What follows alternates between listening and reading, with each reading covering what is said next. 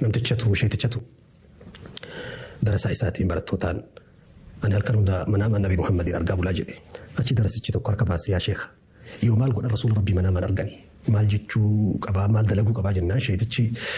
waan ajaa'ibaa tokko himiif maal jedheen rabbii manaaman arguu fee ta'e waan tokko siidhaa medheen galgala kana wayita galtuu nyaata wayita affeelattu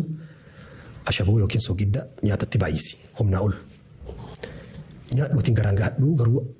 akka bishaan hin dhugine jedhe bishaan osoo hin dhugin rafi jedhe darasichi tanuma fudhatee dhugaa sahee gale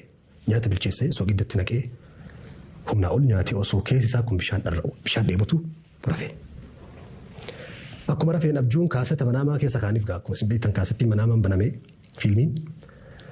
manaamaan maal argaa yoo inni samii ilaalu bishaan tu gajjiga yoo inni gaara ilaalu gaara keessa bishaan tu dhooha lafa keessa bishaan tu faca'a osoo kana wajjiin gangalatu bishaanii wajjii osoo naannahu abjuun ciccoofamee inni ribaa ka'e subii salaatii gara sheekaa dhaqe yaa sheekha maal natti taphatta jedheen akka ati jettee godhee soogiddatti naqee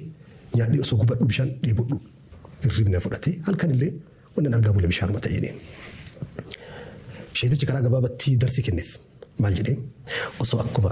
yeroo raftu sanitti bishaan dheebotaa rafte akkasumatti osoo rasuula rabbii dheebotaa rafte jaalala isaaniitiin qomni kee gube لترى رسول الله صلى الله عليه وسلم رسول ربي أرجع جدين دبين تنقول تتلي تأوباتو نمني هندي الرئيف أرجو أبو نجرا كأصلا الرئين أرجو لجرا قالوا هركي قدام نمني وان كيس سنة ما هو كأولو كيس سنة ما تتوقع أول أرجع تشاف دبي